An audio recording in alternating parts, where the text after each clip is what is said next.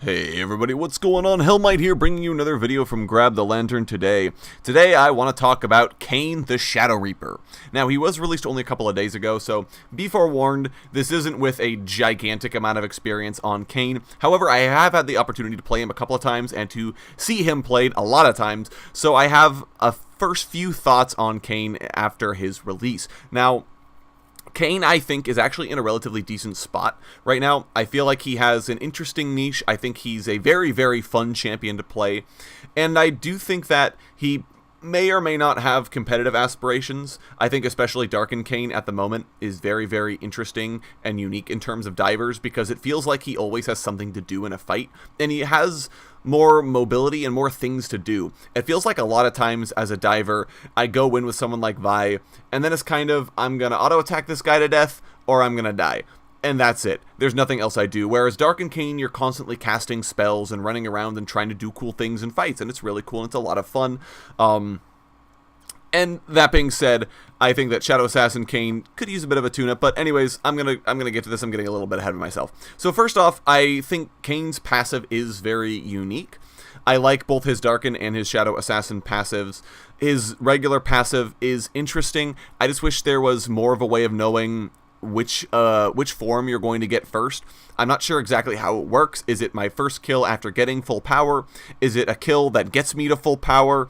Is it the sum total of the power I've collected throughout the game, and then I just have to get a kill and that form becomes available?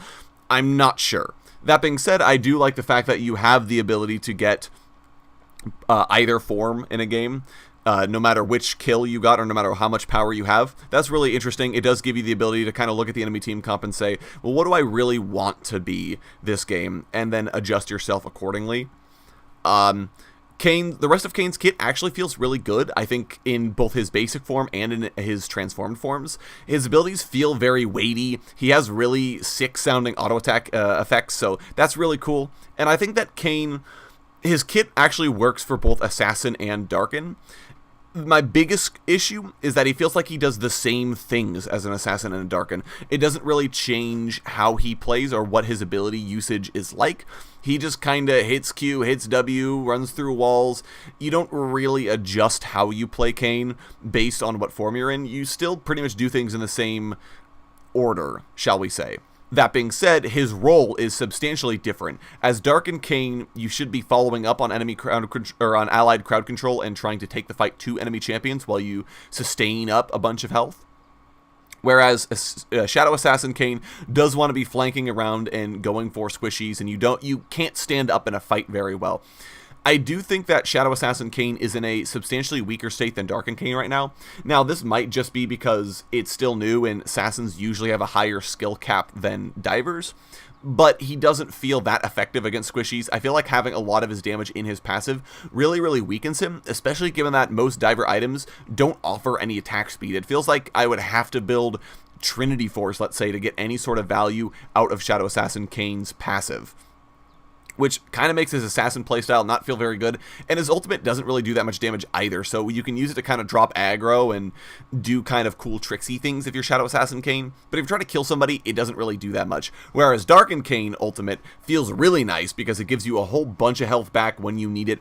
Darkin Kayn in general feels really good, kind of dashing around in a fight, dodging enemy crowd control while you're sustaining yourself back up. It feels really nice, and it's a really interesting way of diving. Aatrox, for example, dives in and just kind of right-clicks people, and if he can't right-click people enough, he loses, and his mobility is limited because of it, because he has to keep auto-attacking, whereas Darkin Kayn can kind of dash around and use his W to get some distance, and then drop into a wall, and reappear from the wall, and go back in, and then use his ultimate at the last second, and it feels really interesting to me playing Darkin Kayn. I think he's honestly a lot of fun, and I think he's the more viable of the forms. And this is the biggest problem I had with Kayn's kit when it was first revealed. My biggest question was, if one form is always considered to be better than the other, people will always take that form, regardless of the situation of the game. I don't necessarily know that Kayn is in that situation right now. It might just be I prefer Darkin Kayn for both thematic and gameplay reasons over Shadow Assassin Kayn. It could be that I'm just really bad at Shadow Assassin Kayn and can't play it well. But having the option is actually really nice. I will give it that much. Being able to look at the enemy team comp and say, you know what? Yeah, this is a Shadow Assassin game. And being able to pick Shadow Assassin because of it. I think that Kayn is relatively in a decent spot right now. Like I was saying before, Darkin Kayn in particular, I would highly recommend you take in most situations, unless the enemy team just has no tanks whatsoever. Then you may want to go with Shadow Assassin Kayn. I will also say that Darkin Kayn does require a little bit more of an aggressive build, as his sustain is based on his ability damage, not just hitting enemies with abilities. So you do need at least a couple of offensive items in there, probably even 3 offensive items in his kit in order to make sure you can get the most out of his heals. Shadow Assassin Kayn, I really don't feel like has much of a spot. If he does get ahead though, he can do a ton of damage, so if you're snowballing, maybe that's the form you take. Competitive play, definitely I could see Kayn being a reasonable pick. In professional play, maybe, maybe not. I think Kayn has a lot of unique aspects of his kit. I think that his gank paths in particular are really nice. He has some decent follow-up. The biggest problem is that he doesn't have a good enough early ganking presence. He doesn't have the extended reach on Blade's Reach, nor does he have the knock-up on Blade's Reach either. So it weakens his ability to actually go in. He has a lot of damage, but unless you have like a high crowd control support like Thresh, or a high crowd control mid laner like, let's say, Syndra, there isn't really that much you can do to make a gank happen. You are entirely dependent on the enemy laner pushing out, or you approaching from an interesting angle using Shadow Step.